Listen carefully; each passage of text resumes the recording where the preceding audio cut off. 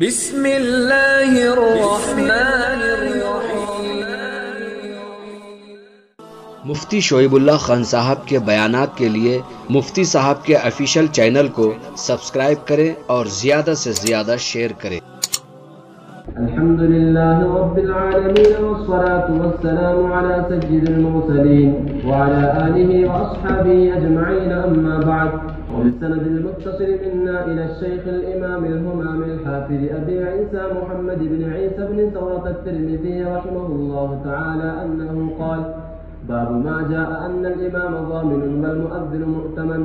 وبه قال حدثنا هناد قال حدثنا أبو الأحمس وأبو معاوية عن الأعمش عن أبي صالح عن أبي هريرة رضي الله عنه قال: قال رسول الله صلى الله عليه وسلم: الإمام ضامن والمؤذن مؤتمن، اللهم أرشد الأئمة واغفر للمؤذنين. قال أبو عيسى: وفي الباب عن عائشة وسهل بن سعد وعقبة بن عامر رضي الله عنهم. حديث أبي هريرة رضي الله عنه رواه سفيان الثوري وحفص بن غياث وغير واحد عن الأعمش عن أبي صالح عن أبي هريرة عن النبي صلى الله عليه وسلم. وروى أسباط بن محمد عن الأعمش قال: حدثت عن أبي صالح عن أبي هريرة عن النبي صلى الله عليه وسلم. وروى نافع بن سليمان عن محمد بن أبي صالح عن أبيه عن عائشة رضي الله عنها عن النبي صلى الله عليه وسلم هذا الحديث. قال أبو عيسى: وسمعت أبا زرعة يقول: حديث أبي صالح عن أبي هريرة أصح من حديث أبي صالح عن عائشة. قال أبو عيسى: وسمعت محمدا يقول: حديث أبي صالح عن عائشة أصح. وذكر عن علي بن المديني أنه لم يثبت حديث أبي صالح عن أبي هريرة ولا حديث أبي صالح عن عائشة رضي الله عنها في هذا.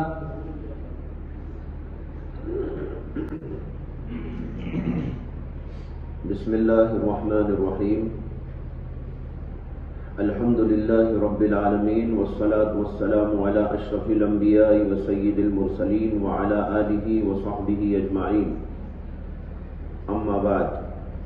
باب ما جاء أن الإمام ضامن والمؤذن مؤتمن. یہ باب اس بارے میں ہے کہ امام ضامن اور کفیل ہے اور مؤذن مؤتمن یعنی معتمد ہے. مؤتمن کہتے ہیں معتمد یعنی جس پر اعتماد کیا جائے. امام ضامن ہونے کا مطلب یہ ہے کہ امام اپنے مقتدیوں کی نماز کا ضامن ہے،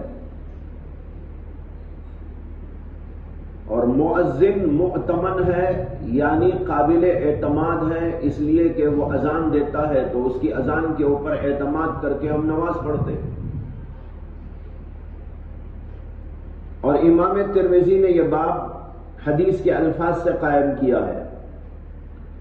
چنانچہ حدیث لائے حضرت ابو ہریرہ سے، انہوں نے کہا: قال رسول اللہ صلی اللہ علیہ وسلم: الامام ضامن والمؤذن مؤتمن، اللہم ارشد الائمۃ واغفر للمؤذنین. امام ضامن ہوتا ہے اور مؤذن مؤتمن ہوتا ہے. اے اللہ، اماموں کو ہدایت عطا فرما اور مؤذنین کی مغفرت فرما. یہ حضور اقدس صلی اللہ علیہ وسلم نے مؤذنین اور ائمہ کے لیے دعائیں دی. اس کے اندر جو جملہ آیا ہے الامام ضامن، اس کے بارے میں اختلاف ہے کہ ضامن کے کیا معنی. امام ابو حنیفہ رحمۃ اللہ علیہ کے نزدیک اس کا معنی ہے کہ امام مقتدی کی نمازوں کا ضامن ہوتا ہے. اس معنی کے اعتبار سے ائمہ احناف نے اس سے کئی مسائل کا استنباط کیا ہے. مثلا اس مسئلے کا استنباط کیا ہے کہ امام کی نماز میں اگر فساد آ گیا تو مقتدیوں کی نماز بھی فاسد ہو جائے گی، اس سے کہ امام ضامن ہے. اگر اس کی نماز نہیں ہوئی کسی وجہ سے تو مقتدیوں کی نماز بھی فاسد ہو جائے گی. امام کی نماز صحیح ہوگی تبھی مقتدیوں کی نماز صحیح ہوگی. امام شافعی رحمت اللہ علیہ اس میں یہ کہتے ہیں کہ امام کی نماز کسی وجہ سے فاسد ہو گئی تو مقتدیوں کی نماز فاسد نہیں ہوتی، اس لیے کہ وہ دونوں کی نمازوں کو الگ الگ مانتے ہیں. یہ کہتے ہیں کہ امام اپنی نماز پڑھ رہا ہے اور مقتدی اپنی نماز پڑھ رہا ہے، صرف دونوں ایک جگہ جمع ہو کر اتحاد کے ساتھ اشتراک کے ساتھ نماز پڑھ رہے ہیں. باقی ایک کی نماز دوسرے کی نماز کے ضمن میں ادا نہیں ہو رہی ہے. اسی اگر کسی وجہ سے امام کی نماز فاسد ہو گئی، مثلا امام بے وضو نماز پڑھا دیا، تو مقتدیوں کی نماز ہو جائے گی، اس لیے کہ مقتدیوں کی نماز اور اس کی نماز میں کوئی کنیکشن نہیں ہے کہ اس کی ہوگی تو اس کی ہوگی، اس کی نہ ہوگی تو اس کی نہ ہوگی. یہ اپنی نماز پڑھ رہا ہے، وہ اپنی نماز پڑھ رہا ہے، اور بس ایک جگہ پر جمع ہو کر مشترکاً نماز پڑھ رہے ہیں. باقی نماز کے اندر دونوں کا کوئی کنیکشن ایسا نہیں ہے کہ اس کی نماز نہ ہونے سے اس کی نماز نہ ہو. امام اعظم ابو حنیفہ کہتے ہیں ضامن کا یہی مطلب تو ہے کہ امام مقتدیوں کی نماز کا ضامن ہے، اس کی نماز ہوگی تو اس کی نہیں ہوگی، اس کی نہیں ہوگی تو ان کی بھی نہ ہوگی، اس کی ہوگی تبھی ان کی ہوگی. اسے امام صاحب کے پاس اگر امام کی نماز فاسد ہو گئی تو سارے مقتدیوں کی نماز فاسد ہو جائے گی. اور یہ معنی بعض صحابہ کرام کی باتوں سے بھی سمجھ میں آتا ہے، جیسے کہ حضرت سہل ابن سعد اور ابو عقبہ بن عامر سے روایات ہیں کہ ان حضرات نے نماز پڑھانے سے احتراز کیا. جب ان کو نماز پڑھانے کا موقع آیا تب بھی وہ نماز نہیں پڑھاتے تھے اور دوسرے لوگوں کو آگے بڑھاتے تھے، نوجوانوں کو آگے بڑھاتے تھے. بعض لوگوں نے ان سے کہا کہ آپ ان نوجوانوں کو تو آگے بڑھاتے ہیں، خود کیوں نہیں امامت کرتے؟ تو انہوں نے کہا میں نے رسول اللہ صلی اللہ علیہ وسلم سے سنا ہے الامام ضامن. یہ کہہ کر انہوں نے پیچھا چھڑایا. اس کا یہی تو مطلب ہے کہ بڑی ذمہ داری ہے، ان کی نماز گویا ہماری نماز کے ضمن میں ادا ہوگی اور اس کی ذمہ داری ہمارے اوپر آئے گی، اس لیے اس سے پرہیز کرنا چاہا. یہ تو یہ مسئلہ ہے جو اس حدیث سے لیا گیا. دوسرا مسئلہ جو اس حدیث سے علماء احناف نے مستنبط کیا ہے وہ یہ ہے کہ امام کی قرأت مقتدی کے لیے کافی ہے. فاتحہ خلف الامام والا مسئلہ حضرت مولانا انور شاہ کشمیری رحمت اللہ علیہ نے الامام الضامن والی حدیث پر علماء احناف کی یہ تفریح اور علماء احناف کا یہ استدلال ذکر کیا ہے کہ یہ حضرات کہتے ہیں کہ امام ضامن ہوتا ہے، لہذا قرأت وہی پڑھے گا، مقتدیوں کو قرأت کی کوئی ضرورت نہیں ہے. یہ مسئلہ بھی اختلافی ہے جیسے کہ آپ جانتے ہیں اور آگے چل کے آئے گا. امام شافعی وغیرہ حضرات کہتے ہیں کہ مقتدی کو سورہ فاتحہ پڑھنا ضروری ہے. بعض ائمہ کہتے ہیں کہ مقتدی کے لیے سورہ فاتحہ پڑھنا مستحب ہے، اور علماء احناف یہ کہتے ہیں کہ مقتدی کے لیے کچھ نہیں پڑھنا یہی افضل ہے. اور اس کی دلیلوں میں بہت ساری دلیلیں ہیں اپنی جگہ پر. ایک دلیل یہ بھی ہے الامام الضامن کہ امام ہی ضامن ہوتا ہے، اور قرأت جو ہوتی ہے وہ اصل ہے، وہ اللہ کے دربار میں ایک درخواست کی پیشی ہے، اللہ کے دربار میں گفتگو ہے، اور گفتگو کرنے کا ضامن امام ہے. اس لیے سارے لوگوں کو گفتگو کرنے کی کوئی ضرورت نہیں. جیسے ایک بار امام اعظم ابو حنیفہ رحمۃ اللہ علیہ کے پاس کچھ لوگ آئے اور انہوں نے آ کر کہا کہ آپ یہ کہتے ہیں کہ امام کے پیچھے مقتدی کو سورہ فاتحہ نہیں پڑھنا ہے، جبکہ آپ یہ کہتے ہیں کہ اسے رکوع کرنا ہے، سجدہ کرنا ہے، رکوع کی تسبیحات پڑھنی ہے اور سجدے کی تسبیحات پڑھنی ہے، التحیات اس کو پڑھنا ہے، سارے ارکان اور سارے آداب بجا لانا ہے، لیکن ایک سورہ فاتحہ کیا ایسی چیز ہے کہ اس میں آپ یہ کہتے ہیں کہ مقتدی کو نہیں پڑھنا چاہیے، صرف امام پڑھنا ہے؟ تو امام اعظم ابو حنیفہ رحمۃ اللہ علیہ نے کہا کہ اگر کچھ لوگ بادشاہ کے دربار میں جائیں اور انہیں ایک درخواست پیش کرنا ہو، جو جب درخواست پیش کرنے کے لیے بادشاہ کے دربار میں پہنچتے ہیں تو درخواست پیش کرنے والا ایک بندہ مقرر ہوتا ہے، وہ متکلم ہوتا ہے۔ اگر وہاں جانے کے بعد سارے لوگ کہنے لگے حضور حضور یہ ہماری درخواست ہے، یہ آپ سن لیجئے گا، بادشاہ کیا کرے گا؟ سب کو باہر نکال دے گا، اس لیے کہ وہاں ایک آدمی کو بولنا ہے، سارے لوگوں کو درخواست نہیں پیش کرنی۔ رہے آداب، تعظیمی ارکان، وہ تو جانے والے ہر فرد کو ادا کرنا ہے۔ سلام سب کریں گے، جھکنا ہے تو سب جھکیں گے، اور کچھ کرنا ہے تو وہ تو سب کریں گے، بادشاہ کی تعریف میں سب بول سکتے ہیں، لیکن درخواست پیش کرنے کے لیے ایک ہی آدمی ہوا کرتا ہے۔ اسے امام صاحب نے کہا یہ اللہ کے دربار میں پیشی ہے، امام ہماری طرف سے اللہ کے دربار میں گفتگو کرتا ہے، اگر سارے لوگ وہاں گفتگو کرنے لگے یہ بے ادبی کی بات ہے۔ رہی اور چیزیں وہ سب کو ادا کرنا ہے، وہ تو سلام کی طرح ہے، القاب کی طرح ہے، آداب کی طرح ہے، وہ چیزیں تو اللہ کے دربار میں سب پیش کریں گے، لیکن درخواست کا مضمون تو ایک ہی آدمی پیش کرے گا۔ بہرحال اس حدیث سے اس مسئلے پر بھی استدلال کیا گیا ہے۔ تیسرا مسئلہ جو اس سے استدلال کیا گیا ہے وہ یہ ہے کہ امام اگر متنفل ہو اور مقتدی مفترض تو یہ نماز درست نہیں ہوتی۔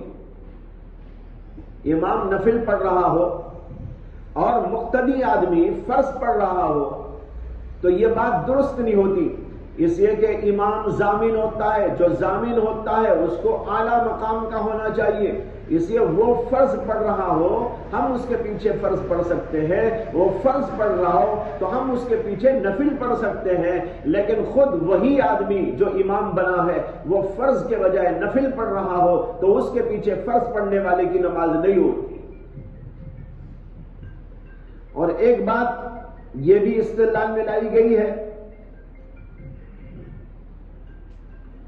کہ اگر امام ایک نماز پڑھ رہا ہو، دوسرا یعنی مقتدی دوسری نماز پڑھ رہا ہو، اگرچہ دونوں فرض پڑھ رہے ہیں لیکن فرض پڑھنے کے باوجود بھی دونوں کی نمازیں جدا جدا ہیں، وہ ظہر پڑھ رہا ہے، یہ عصر پڑھ رہا ہے، وہ فجر پڑھ رہا ہے، یہ کوئی اور نماز پڑھ رہا ہے، تو یہ بھی بات درست نہیں ہے، اس لیے کہ جو وقت ہی فرض ہوتی ہے وہ اعلیٰ درجے کی ہوتی ہے، اور پیچھے والا آدمی کوئی اور قضا پڑھتا ہے، یہ بات بھی درست نہیں ہوگی۔ بہرحال یہ سارے مسائل ہیں جو الامام الضامن والی حدیث سے علماء احناف نے استدلال کیے ہیں۔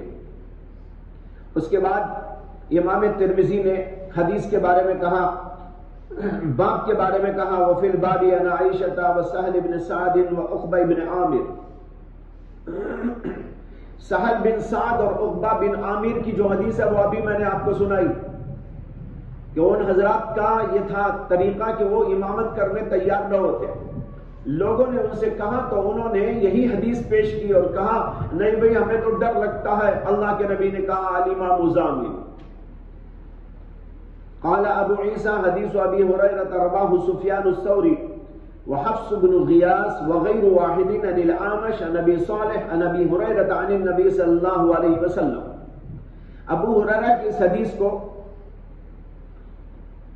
سفیان ثوری نے روایت کیا ہے اور حفص بن غیاث وغیرہ نے اعمش سے، اور اعمش نے ابو صالح سے، اور ابو صالح نے ابو ہریرہ سے۔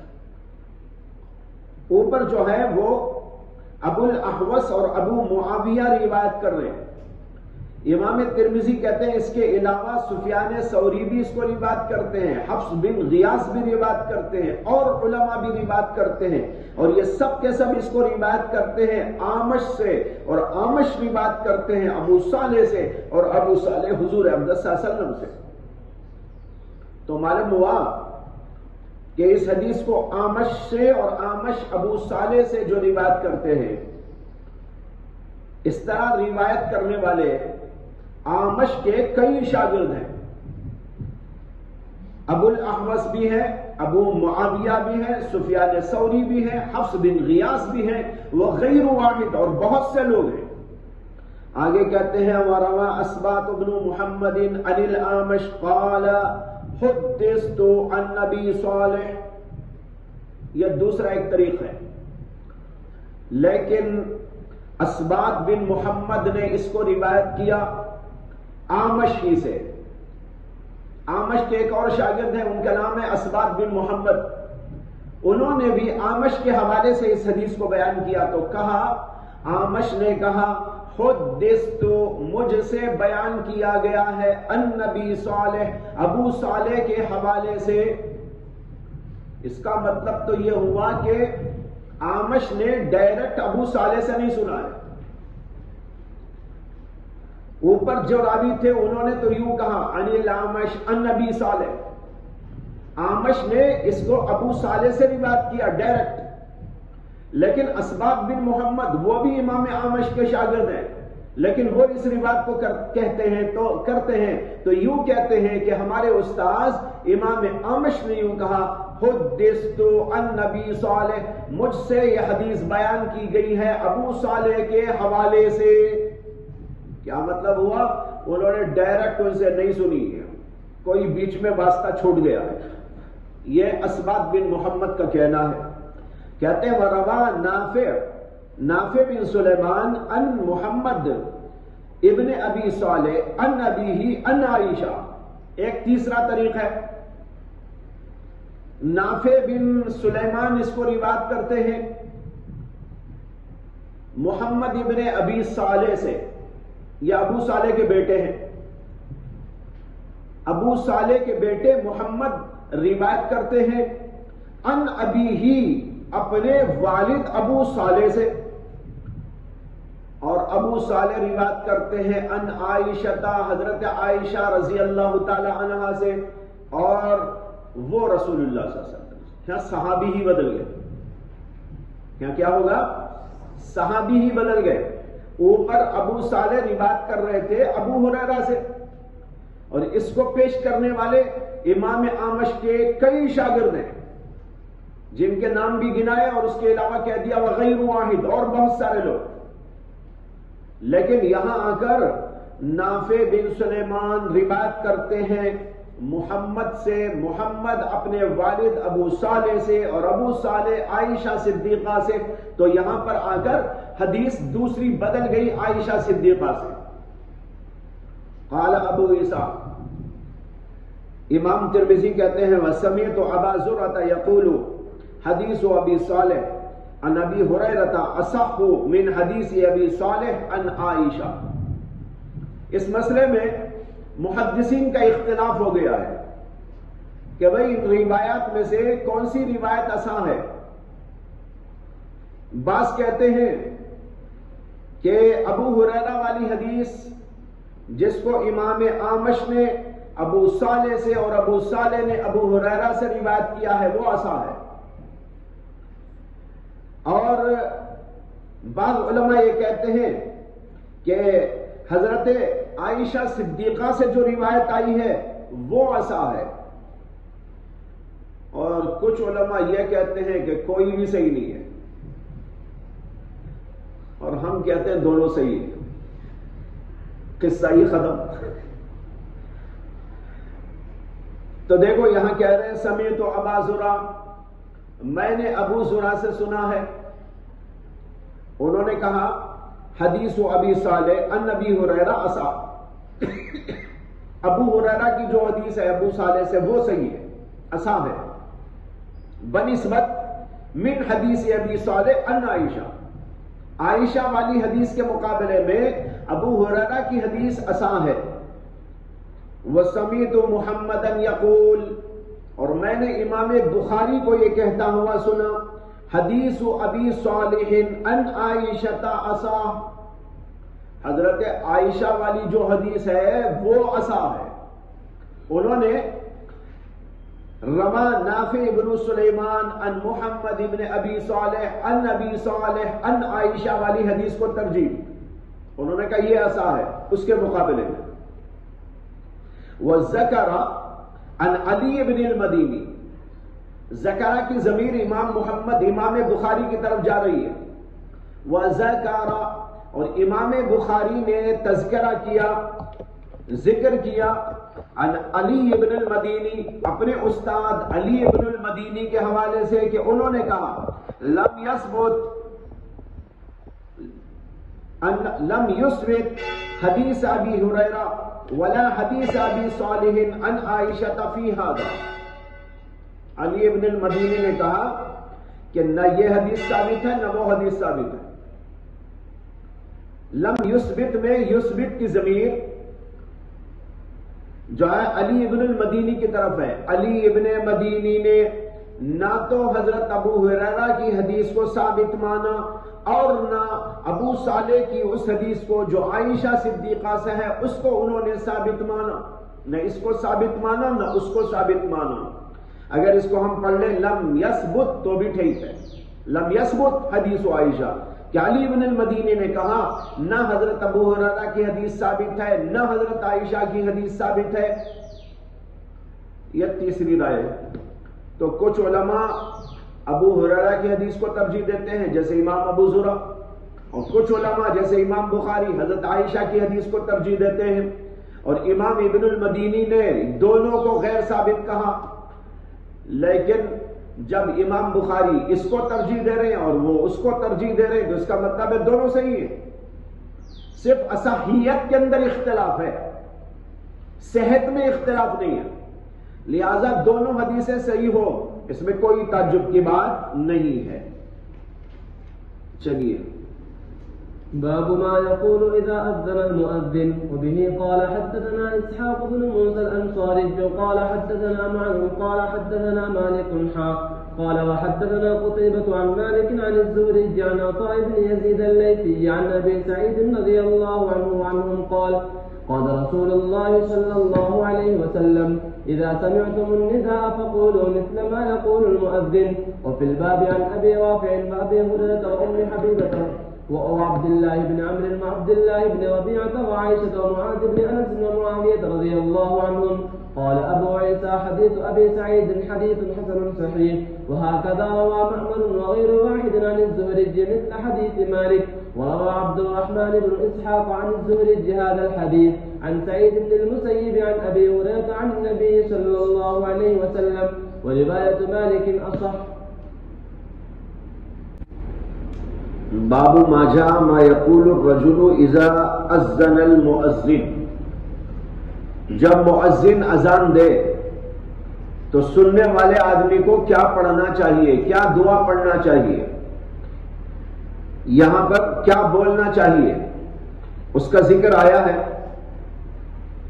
حضرت ابو سعید خدری رضی اللہ عنہ کی حدیث میں انہوں نے کہا قال رسول اللہ صلی اللہ علیہ وسلم اذا سمعتم النداء فقولوا مثل ما يقول المؤذن. جب تم اذان سنو تو اسی طرح کہو جیسے کہ مؤذن کہتا ہے. مؤذن جو کہتا ہے تم بھی وہی کہو. اللہ اکبر تم بھی کہو اللہ اکبر. وہ کہتا ہے اشہد ان لا الہ الا اللہ، تم بھی کہو اشہد ان لا الہ الا اللہ. البتہ بعض روایات سے معلوم ہوتا ہے کہ حی علی الصلاۃ اور حی علی الفلاح کے جواب میں لا حول ولا قوت الا باللہ پڑھنا چاہیے. اسے یہاں پر جو آیا اذا سمعتم النداء یہ اکثر اذان پر محمول ہے. اذان کے اکثر حصے میں وہی کہنا ہے جو مؤذن کہتا ہے.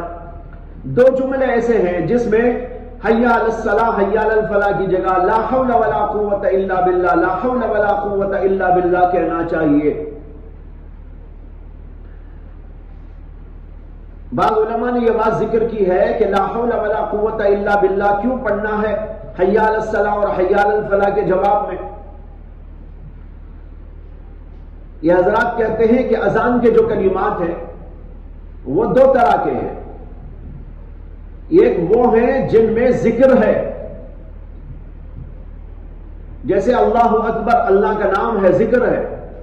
اشہد ان لا الہ الا اللہ اور اشہد ان محمد رسول اللہ، یہ ذکر ہے، عقیدے کا بیان ہے، اس لیے اس کو دہرایا جائے گا. دوسرے وہ کلمات ہیں جو ذکر نہیں ہے، وہ غیر ذکر ہے، بلکہ اس میں کوئی پیغام ہے، جیسے حی علی الصلاۃ، آؤ نماز کی طرف، حی علی الفلاح، آؤ کامیابی کی طرف. اب یہاں وہی دہرانے سے کیا فائدہ؟ مؤذن ہم کو کہہ رہا ہے حی علی الصلاۃ، ہم کہہ حی علی الصلاۃ، ارے بھائی ہم اس کو بول رہے ہیں، ہم اس کو کیا بولے؟ لہذا یہاں دہرانا بے معنی لگتا ہے. یہ تو ایسے ہے جیسے کوئی آپ سے کہے چلو سبق پڑھنے، ہم نے کہا چلو سبق پڑھنے، اس نے کہا کہ جو ہے استاد آپ کو بلا رہے ہیں، ہم نے کہا استاد آپ کو بلا رہے ہیں. چڑائے جیسا لگے گا کہ نہیں لگے گا؟ اسی طرح حی علی الصلاۃ حی علی الفلاح کے جواب کے اندر اسی کو دہرائے تو یہ چھڑانے کی طرح ہو جائے گا، بے معنی جملہ ہو جائے گا، بے مقصد جملہ ہو جائے گا. اس لیے اس کی جگہ دوسرا جملہ تجویز کیا، اور یہ بھی حدیثوں میں موجود ہے کہ اس کی جگہ میں کہو لا حول ولا قوت الا باللہ. اس لیے کہ جب مؤذن بلاتا ہے وہ کہتا ہے حی علی الصلاۃ، آؤ نماز کی طرف، آؤ کامیابی کی طرف، تو وہاں یہ کہتے ہیں لا حول ولا قوت الا باللہ. حول کے معنی ہے طاقت، قوت کے معنی بھی ہے طاقت. لا حول طاقت نہیں ہے، ولا قوت اور قوت نہیں ہے، الا باللہ مگر اللہ کی توفیق سے. یعنی میرے اندر نماز کو جانے کی کوئی صلاحیت، میرے اندر کوئی طاقت نہیں ہے جب تک کہ مجھے اللہ کی توفیق نہ مل جائے. اس لیے یہ جملہ یہاں کہا جاتا ہے تاکہ جب اللہ کی طرف سے توفیق ملے اور آدمی نماز پڑھنے کے لیے جائے، کامیابی حاصل کرے. حول اور قوت دونوں کے ایک ہی معنی آتے ہیں، مگر اس پر آپ کو اشکال ہوگا کہ دونوں کے ایک ہی معنی ہیں تو دو لفظ کیوں لائے؟ وجہ یہ ہے کہ دونوں کے معنی تو قوت کے ہیں، لیکن قوتوں کے فرق کو بتانے کے لیے بعض علماء نے بہت ہی اچھی بات کہی اور اس کو سمجھایا کہ طاقت دو طرح کی ہوتی ہے، ایک منفی طاقت، ایک مثبت طاقت. یعنی ایک وہ طاقت جو کسی چیز کو آگے لے جانے کے لیے استعمال ہوتی ہے، اور ایک منفی طاقت جو کسی چیز کو روکنے کے لیے کام میں لائی جاتی ہے. مثلا آپ کو ایک چیز اٹھا کے یہاں سے پھینکنا ہے، طاقت چاہیے کہ نہیں چاہیے؟ طاقت چاہیے، طاقت ہوگی تو آپ ادھر ڈالیں گے وہ چیز.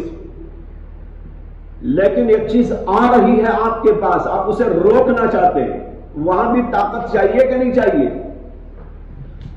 ایک چیز آ رہی ہے، اگر آپ اس کو نہ روکیں گے تو آپ کے اوپر چڑھ جائے گی، آپ کے لیے خطرہ بن جائے گی. تو وہاں بھی آپ کے اندر قوت و طاقت چاہیے، لیکن یہاں منفی طاقت ہے، نہیں روکنے کی طاقت. ایک ہے ڈھکیل کے کسی چیز کو آگے بڑھا دینا، اور ایک ہے آنے والی چیز کو روک لگا دینا. دونوں قسم کی طاقتوں کی ضرورت ہوتی ہے. جیسے آپ کار چلاتے ہیں تو کار میں ایک طاقت ہوتی ہے جو کار کو آگے لے جاتی ہے، لیکن کہیں خطرہ آپ کو معلوم ہوتا ہے تو آپ فوراً بریک لگا کر دوسری طاقت کا استعمال کرتے ہیں اور کار ٹھہر جاتی ہے. اگر آپ اس وقت میں ٹھہرانے والی طاقت کو استعمال کرنے کے بجائے آگے لے جانے کی طاقت کو استعمال کر دیں تو ڈیش ہو جائے، خطرہ پیدا ہو جائے، حادثے رونما ہو جائے. تو معلوم ہوا کہ طاقت کی دو قسمیں ہیں. اب سمجھیے کہ اس حدیث میں، اس جملے میں جو کہا گیا لا حول ولا قوت الا باللہ، تو تو اس میں دو قسم کی طاقتوں کا ذکر ہے. لا حول، حول اس طاقت کو بولتے ہیں جو کسی چیز کو آگے لے جانے کے لیے استعمال کی جاتی ہے، اور قوت اس طاقت کا نام ہے جو کسی چیز کے روکنے کے لیے استعمال کی جاتی ہے.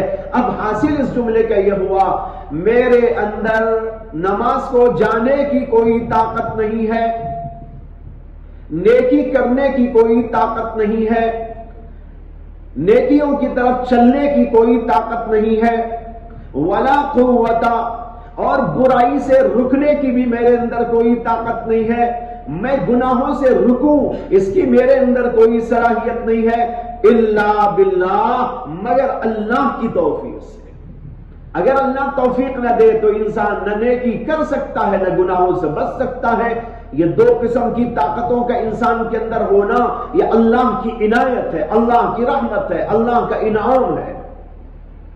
ایک طاقت وہ جس سے کہ آدمی نیکی کرتا ہے، ایک طاقت وہ کہ برائی سامنے آ رہی ہے تو رک جاتا ہے، آنکھ بند کر لے، ہاتھ کو روک لے، زبان کو روک لے، اعضاء کو اپنے روک لے. گناہوں سے اس طرح رکنے کی جو طاقت ہوتی ہے اس کا نام ہے قوت. تو کہاں لا حول، نیکی کے کرنے کی کوئی طاقت نہیں ہے، ولا قوت، گناہ سے بچنے اور برائی سے بچنے کی بھی میرے اندر کوئی طاقت نہیں ہے، الا باللہ، مگر اللہ کی توفیق سے. کتنا پیارا جملہ ہے اور اس جگہ پر کتنا فٹ ہو رہا ہے. ہماری شریعت پوری بڑی معقول شریعت ہے، ہر چیز اس کے اندر آپ دیکھتے چلے جاؤ کہ بالکل فٹ نظر آئے گی، عقل کے عین مطابق نظر آئے گی. مثال کے طور پر ہم ملتے ہیں ایک دوسرے تو کہتے ہیں السلام علیکم، دوسرے لوگ کہتے ہیں good morning, good evening, good afternoon, good night. لیکن یہ جملہ ہر جگہ فٹ نہیں ہو سکتا. مثلا ایک آدمی کا انتقال ہو گیا ہے، اب وہاں جانا ہے جہاں لوگ اس کا جنازہ رکھے روتے بیٹھے ہوئے، اس کی بیوی بیٹھی ہوئی ہے، اس کے بچے بیٹھے ہوئے ہیں، اس کے ماں باپ بیٹھے ہوئے ہیں، رو رہے ہیں، غم زدہ ہیں، پریشان حال ہیں. آپ وہاں پر گئے اور کہنے لگے گڈ مارننگ، بڑی اچھی صبح ہے آپ کی، صبح بخیر. یا صبح بخیر اسی کا ترجمہ ہے جو بعض لوگوں میں رواج ہے، صبح بخیر، یہ صبح بخیر گڈ مارننگ کا ترجمہ ہے. یہ کتنا بے محل، کتنا غلط ہو جاتا ہے جہاں پر کہ ایک آدمی مصیبت زدہ ہے، کچھ لوگ پریشان حال بیٹھے ہوئے ہیں، ایک انسان کی وفات ہو گئی ہے، وہاں پر ہم جا کر کہیں گڈ مارننگ یا گڈ ایوننگ، گڈ نائٹ. ارے بھائی بالکل بھدا جملہ ہے، یہاں استعمال نہیں کر سکتے. ہاں کہیں شادی ہو رہی ہے تو استعمال کریں، فٹ ہو جائے گا. خوشی کے موقع میں تو چل جائے گا، لیکن غمی کے موقع پر نہیں چلے گا. ایک آدمی بیمار ہو کر، آپریشن ہو کر ہاسپٹل میں پڑا ہوا ہے، ہاں ہاں ہاں کر رہا ہے، آپ وہاں پر پہنچے اور کہنے لگے جو ہے گڈ مارننگ. اس کی وہ گڈ کا ہوئی، اس کی تو بڑی بیڈ مارننگ ہے وہ. لیکن جا کر آپ کہیں، لیکن چونکہ آدمی سوچتا نہیں ہے اس لیے اسے کچھ برا نہیں لگتا. لیکن اگر کچھ سوچ سوچ کر ان جملوں کو بولا جائے، سوچ سوچ کر سننے والا سمجھے، تب تو اشکال ہو جائے گا کہ بھئی یہ آدمی آیا اور مجھے گڈ مارننگ بول رہا ہے.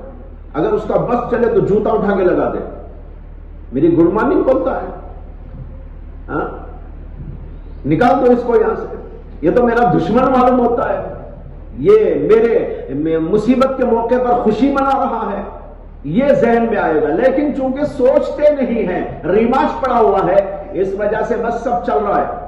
ہر جگہ پر اس جملے کو استعمال کر رہے ہیں بغیر سوچے، بغیر مطلب کے، بغیر تحقیق کے، بغیر غور و فکر کے. لیکن اس کے مقابلے میں آپ دیکھو، اسلام نے ہم کو سکھایا السلام علیکم ورحمۃ اللہ وبرکاتہ، جس کا کیا مطلب ہے؟ تم پر سلامتی ہو، تمہارے اوپر اللہ کی رحمتیں ہو، تمہارے اوپر اللہ کی برکتیں ہو. یہ جملہ استعمال کیا جاتا ہے جب بھی کوئی کسی جگہ جاتا ہے، کسی سے ملاقات کرتا ہے، کوئی سامنے آتا ہے، کسی کے گھر میں جاتا ہے، کسی دعوت میں جاتا ہے اور کسی جگہ پر مصیبت والا ہے، کوئی بیمار ہے، کوئی مرا ہوا ہے، ہر جگہ پر یہ استعمال ہوتا ہے، ہر جگہ پر فٹ ہو جاتا ہے۔ اس لیے کہ بھائی سلامتی کی ضرورت تو مردے کو بھی ہے، زندوں کو بھی ہے، غم زدوں کو بھی ہے، پریشان حال لوگوں کو بھی ہے، اور جو خوش و خرم ہے ان کو بھی ہے، شادی کے گھر والوں کو بھی اس کی ضرورت ہے، مردے کے گھر والوں کو بھی اس کی ضرورت ہے، اور دنیا کے تمام انسانوں کو تمام حالات میں، تمام مسائل میں، ہر موقع پر ضرورت ہے۔ کیسا بامانہ جملہ اللہ کی طرف سے ہم کو عطا کیا گیا ہے کہ اس جملے کو استعمال کرو، اس میں ایک دوسرے کو جو ہے دعائیں دی جاتی ہیں۔ مردے کے گھر میں بھی جا کر ہم کہیں السلام علیکم، تمہارے اوپر سلامتی نازل ہو، تمہارے اوپر اللہ کی رحمتیں ہو، تمہارے اوپر اللہ کی برکتیں ہو۔ ان کو ضرورت ہے اس کی نہیں ہے؟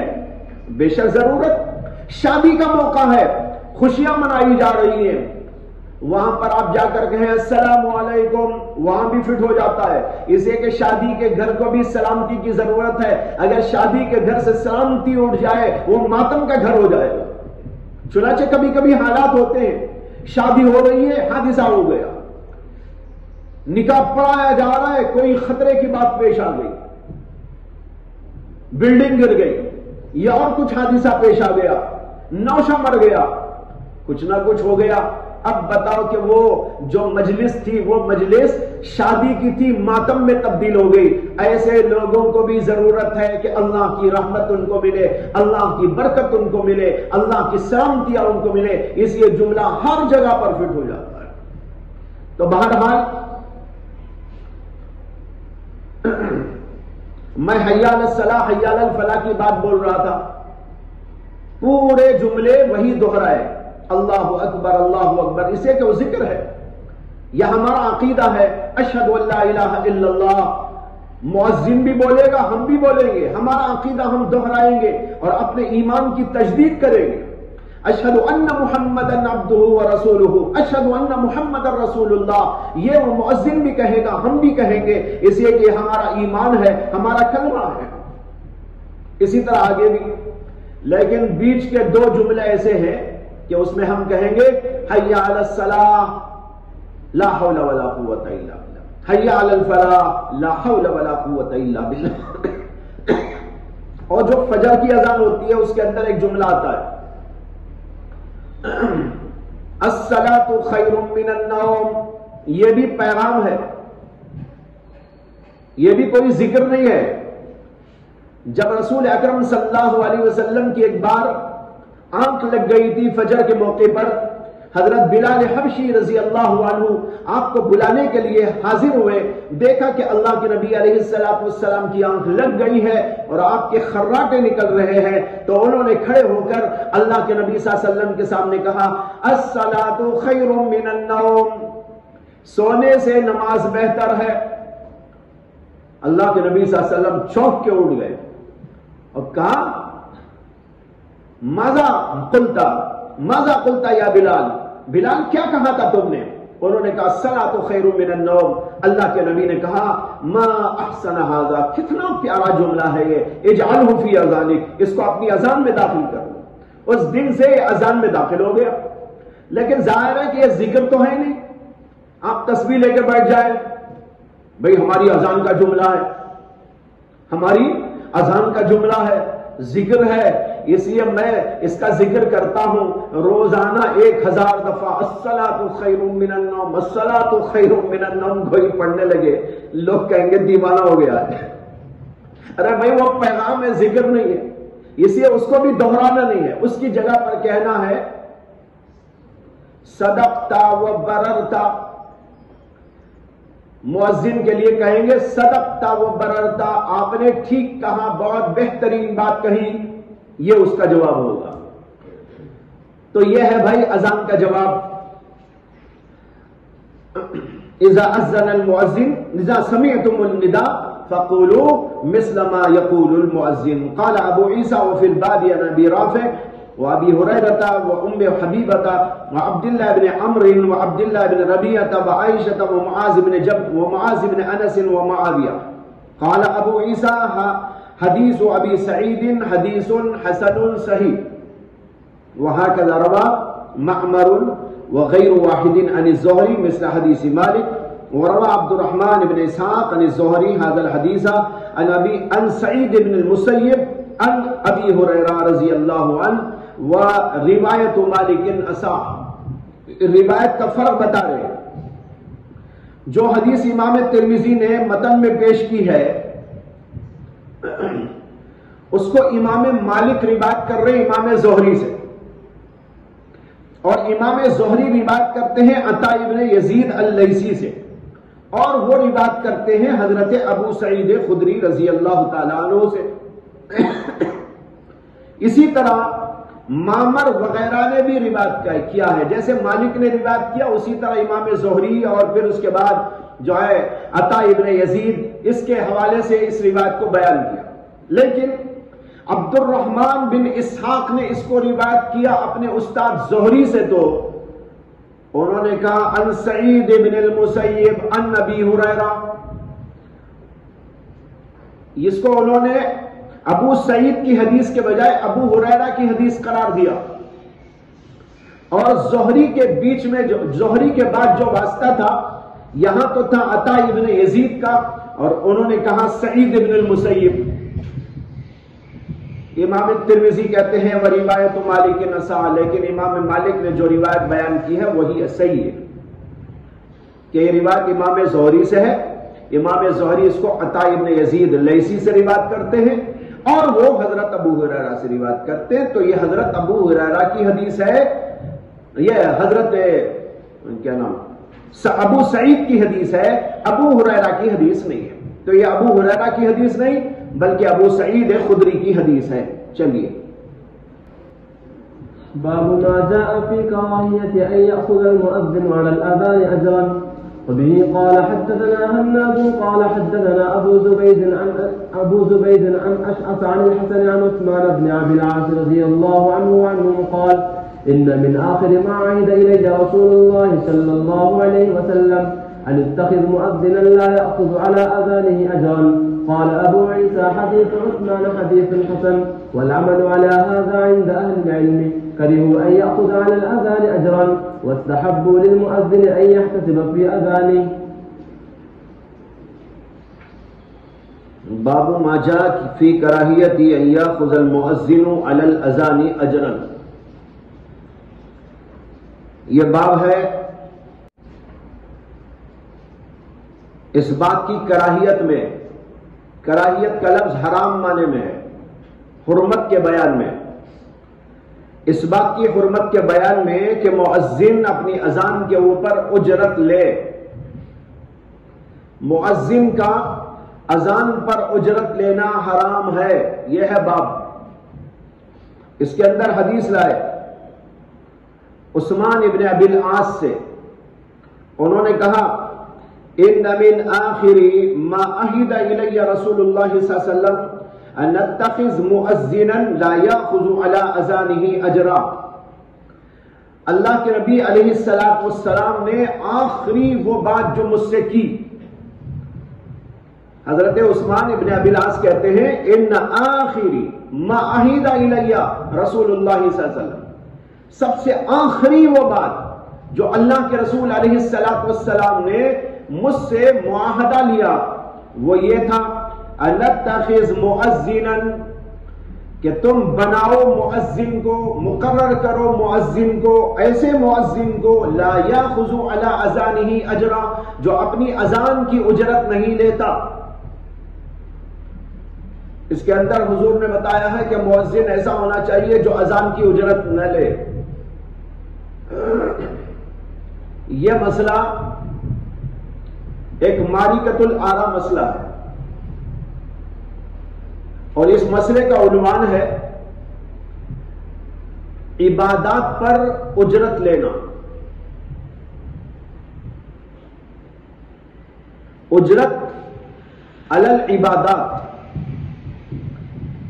جو کام عبادت کے ہیں جیسے اذان دینا عبادت ہے، امامت کرنا عبادت ہے، تلاوت کرنا عبادت ہے، خطابت کرنا عبادت ہے، ایسے بہت سارے کام ہیں جو عبادت کی قبیل کے ہیں۔ ایسے کاموں پر اجرت لینا جائز ہے کہ نہیں؟ اس میں امام شافعی رحمت اللہ علیہ کا مسلک یہ ہے کہ جائز ہے، اور امام شافعی نے ایک حدیث سے استدلال کیا ہے جس کو امام بخاری رحمت اللہ علیہ نے روایت کیا، جس میں آتا ہے کہ حضرت ابو سعید خدری رضی اللہ تعالی عنہ کو چند صحابہ کرام کے ساتھ اللہ کے رسول علیہ السلام نے کسی مہم پہ بھیجا تھا۔ چلتے چلتے ایک گاؤں پر سے ان کا گزر ہوا اور وہ سب بھوکے تھے۔ وہاں کے لوگوں سے انہوں نے کہا کہ ہم مسافر ہیں، ہمارے کھانے کا انتظام کر دو۔ عرب کے ہاں ایسا دستور تھا، ہمارے علاقوں میں تو اس کا تصور نہیں کر سکتے آپ، لیکن عربوں کے اندر یہی دستور تھا۔ کوئی بھی ہو، رشتہ دار ہو، غیر رشتہ دار ہو، لیکن وہ لوگ بڑے مہمان نواز ہوتے۔ کوئی بھی مسافر آ گیا یا کوئی بھی مہمان وارد ہو گیا تو وہ لوگ اس کے کھانے کا پینے کا نظام بناتے تھے، چاہے وہ اپنا رشتہ دار ہو یا رشتہ دار نہ ہو، کوئی بھی آدمی ہو، پہچان ہو کہ نہ ہو۔ اسی لیے عرب لوگوں کی مہمان نوازی دنیا میں مشہور ہے۔ لیکن جب یہ لوگ اس علاقے سے گزرتے ہوئے وہاں انہوں نے کہا کہ ہمیں کچھ کھانے پینے کا نظام بنا کے دو، تو وہاں کے لوگ ایسے تھے جنہوں نے اس کی کوئی پرواہ نہ کی اور ان کے لیے کھانے پینے کا کوئی نظام نہیں بنایا۔ خیر یہ لوگ آگے نکل گئے، ان کو تو آگے جانا تھا۔ یہ لوگ ذرا آگے بڑھے تھے، اتنے میں یہاں پر اس قبیلے کے سردار کو سانپ نے ڈس لیا اور انہوں نے کچھ علاج معالجہ کیا لیکن کوئی فائدہ نہیں ہوا۔ تو جو لوگ وہاں تھے انہوں نے کہا یہ قبیلہ یہ جو لوگ ابھی آئے تھے یہ تو بڑے بھلے لوگ معلوم ہوتے ہیں، ان میں سے کوئی ایسا آدمی ہوگا جو اس کا کچھ منتر ونتر جانتا ہو، لہذا جاؤ تلاش کرو ان لوگوں کو، اگر کوئی منتر پڑھنے والا ہو تو لے کے آؤ، ان کو جو اجرت دینا ہے دے دیں۔ چنانچہ لوگ بھاگے بھاگے ان کے پاس میں گئے، یہ لوگ جا رہے تھے۔ جا کر ابو سعید خدری سے انہوں نے کہا کہ ہمارے جو سردار ہیں ان کو اژدہا کاٹ لیا ہے، سانپ نے کاٹ لیا ہے، علاج نہیں ہو رہا ہے، لہذا آپ میں اگر کوئی ایسا آدمی ہے جو اس کا منتر پڑھتا ہو اور اس کو جھاڑتا ہو تو آ کر ہم کو ذرا تعاون کر دے۔ ابو سعید خدری نے کہا کہ ٹھیک ہے میں آ کر جھاڑ دوں گا، لیکن یہ بتاؤ کہ کیا دو گے، اس کی کیا اجرت دو گے؟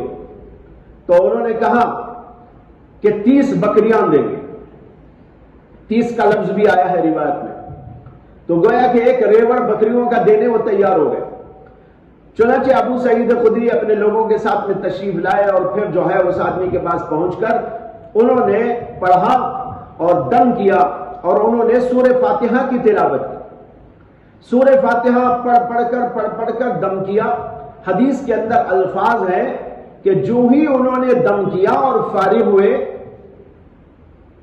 وہ ایسا محسوس کیا گویا کہ کسی رسی میں بندھے ہوئے آدمی کو رسی سے کھول کے چھوڑ دیا جائے، کأنہ نشط فی عقال، ایسا معلوم ہوا جیسے کہ رسی میں بندھے ہوئے آدمی کو کھول کے چھوڑ دیا جائے، یعنی راحت، بالکل سب دور ہو گیا۔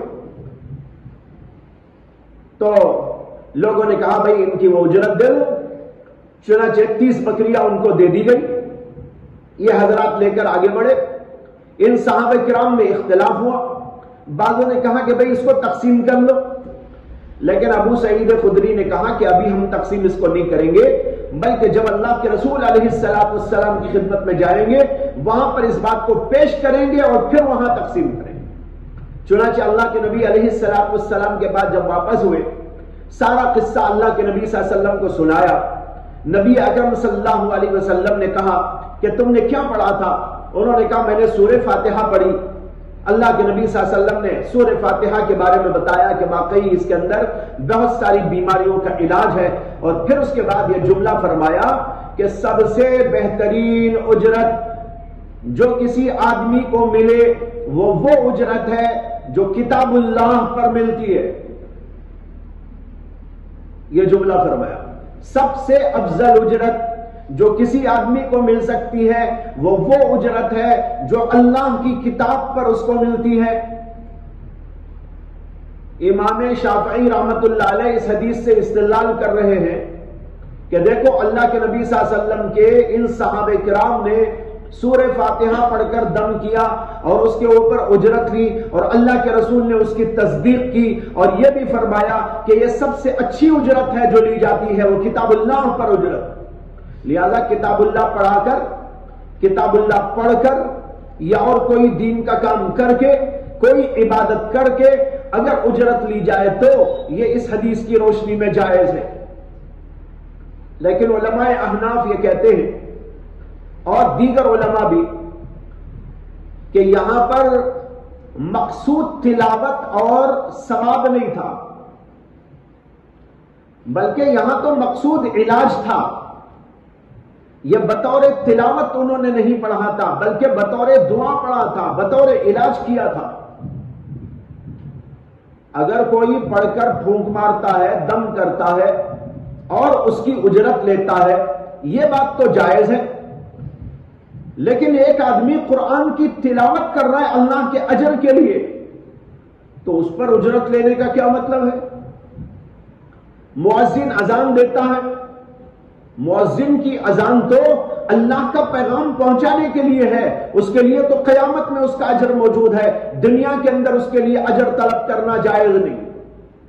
ایسے امام اگر امامت کر رہا ہے، وہ نماز پڑھانا ایک دینی کام ہے، عبادت کا کام ہے، اس کے اوپر اجرت نہیں لی جا سکتی.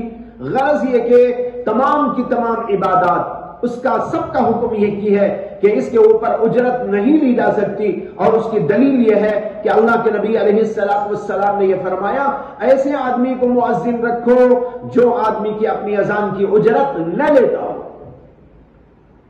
اگر یہ جائز تھا تو اللہ کے نبی علیہ السلام کو کہنے کی کیا ضرورت؟ تو معلوم ہوا کہ اذان پر اجرت نہیں لے سکتے، اور جو حکم اذان کا ہے وہی حکم امامت کا ہے، وہی حکم تلاوت کا ہے، وہی حکم دیگر عبادات کا ہے. کسی بھی عبادت کے اوپر اجرت کا لینا جائز نہیں. علماء احناف میں سے متقدمین کا یہی مسلک تھا. تمام کے تمام علماء حنفیہ متقدمین اسی بات پر تھے کہ کسی بھی عبادت کے اوپر اجرت لینے کا جواز نہیں ہے، ناجائز ہے. لیکن جب زمانہ آگے بڑھا، زمانے میں انقلاب پیدا ہوا اور تبدیلیاں آئی، تو ان تبدیلیوں کی وجہ سے ایک تبدیلی یہ بھی آئی کہ پہلے زمانے میں جو لوگ مؤذن ہوتے تھے یا جو لوگ امام ہوتے تھے یا جو لوگ پڑھنے پڑھانے میں مشغول ہوتے تھے، ان سارے ذمہ دارانہ کاموں اور دینی خدمات کے عوض میں بادشاہان وقت اسلامی حکومت کی طرف سے ان کے لیے وظیفے مقرر کرتے تھے. یہ اجرت نہیں تھی، وظیفہ تھا. یہاں پر سمجھ لو وہی بات جو کل بھی میں نے عرض کی تھی، ایک ہے نفقہ، ایک ہے صدقہ، اور ایک ہے اجرت. صدقہ الگ چیز، نفقہ الگ چیز، اجرت الگ چیز، ہدیہ الگ چیز، چاروں بھی الگ الگ ہیں. تعریفات سب کی الگ الگ کرتا ہوں. سب سے پہلے لیجئے نفقہ. نفقہ کہتے ہیں کسی بھی آدمی کا خرچہ چلانا جو ہماری ذمہ داری میں ہو. جیسے مثال کے طور پر شوہر کی ذمہ داری میں بیوی ہے، باپ کی ذمہ داری میں بچے ہیں، یا کسی بیٹے کی ذمہ داری میں اس کے ماں باپ ہیں. ان کا نفقہ و خرچہ چلانا یہ اس آدمی کی ذمہ داری ہے. شوہر بیوی کا خرچہ چلائے گا, باپ بچوں کا خرچہ چلائے گا. اگر کوئی بیٹا ہے اور اس کے ماں باپ غریب ہیں تو ان ماں باپ کا خرچہ وہ چلائے گا. اس طرح اس کو کہتے ہیں نفقہ, جس کا مطلب یہ ہوتا ہے کہ ان کی ضروریات کو پوری کرنا. یہ کہ تو یہ ہے, یہ وہاں ہوتا ہے جہاں کوئی تعلق ہوتا ہے, جیسے کہ ماں باپ کا تعلق, بچوں کا تعلق, میاں بیوی کا تعلق, یا اور کوئی رشتہ داری کا تعلق. اور پھر درجہ بدرجہ یہ جو ہے ذمہ داریاں بڑھ بھی سکتی ہیں, گھٹ بھی سکتی ہیں. ایک تو یہ ہے, اس کا نام ہے نفقہ. دوسری چیز ہے اجرت. اجرت کے معنی آتے ہیں ایک کام کر کے یا ایک کام کرا کر اس کی مزدوری دینا. جیسے آپ ایک مزدور کو بلاتے ہیں اور کہتے ہیں یہ دیوار بناؤ, اس نے دیوار بنا دی تو دیوار کی اجرت دیتے ہیں, اس کے کام کی مزدوری دیتے ہیں. الیکٹریشین کو بلاتے ہیں اور الیکٹرک کا کوئی کام کراتے ہیں اور اس کے بعد اس کی اجرت اس کا دیا جاتا ہے. اس کا نام تو ہے اجرت, جو کسی کام کے اوپر دی جاتی ہے. اس میں کام کے تناسب سے اجرت مقرر ہوتی ہے. 1 گھنٹے کے کام پر 10 روپے, 2 گھنٹے کا کام کرے گا 20 روپے, 1 دن کام کرے گا 50 روپے, 100 روپے.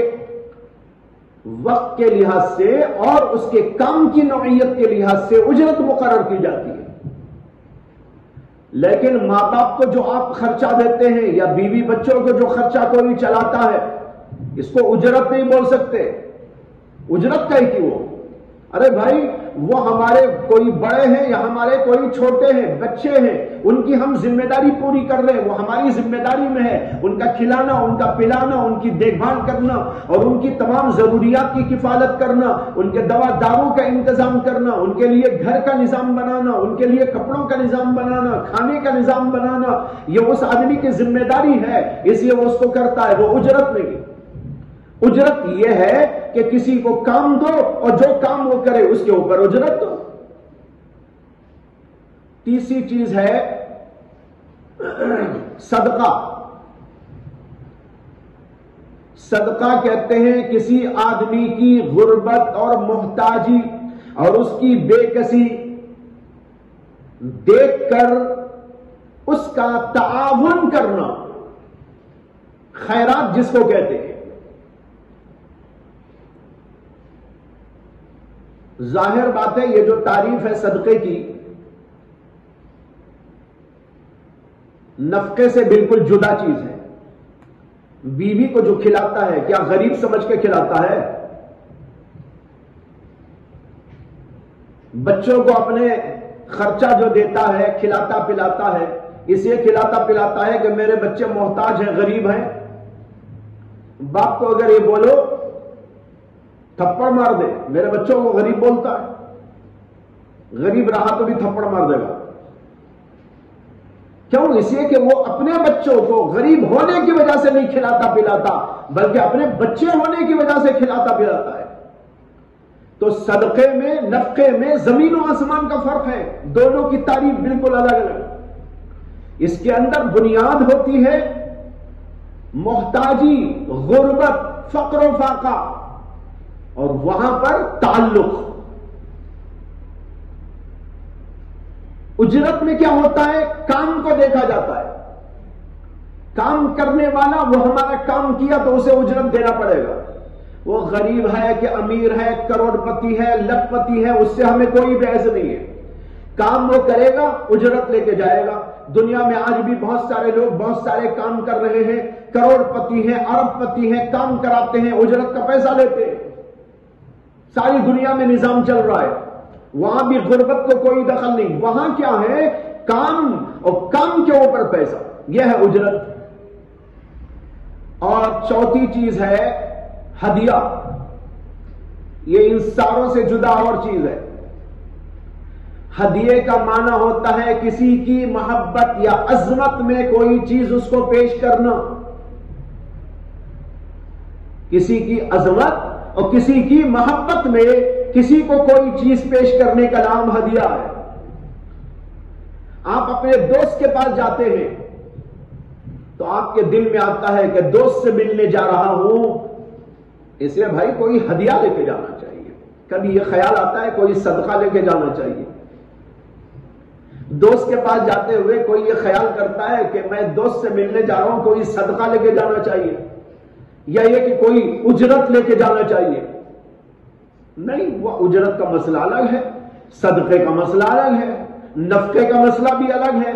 نفقہ تو جو ذمہ داری میں ہوتا ہے اس کے لیے ہوتا ہے، یہ تمہاری کوئی ذمہ داری میں نہیں ہے کہ تم اس کا نفقہ چلاؤ۔ یہ تو بھائی ایک پیار و محبت کا صلہ ہے، پیار و محبت کی وجہ سے پیشکش ہوتی ہے۔ لے جا کے آپ نے عطر دے دیا، لے جا کے آپ نے کوئی کپڑا دے دیا، لے جا کے آپ نے کوئی پیسہ دے دیا یا اور کوئی چیز عطا کر دی اس کو، یہ محض محبت کا صلہ ہوتا ہے۔ اب کوئی کسی کو دیتے ہوئے کہنے لگے آپ کے لیے صدقہ لایا، اٹھا کے پھینک دے گا، مجھے کیا ضرورت ہے صدقہ کی، جاؤ وہاں غریب بیٹھا ہوا ہے اس کو دے دو۔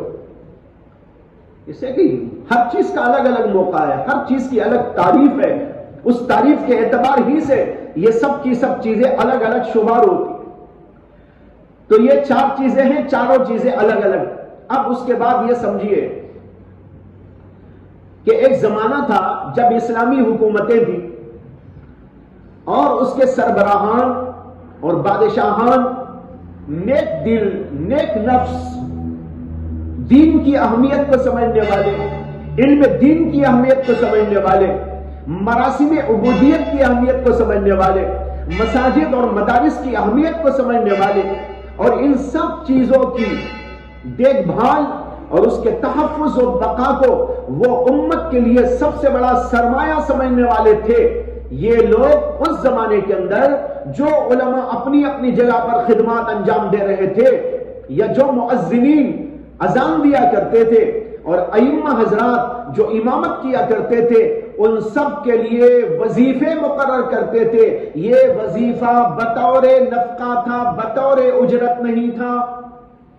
اسی لیے سمجھایا اجرت کیا ہے، نفقہ کیا ہے۔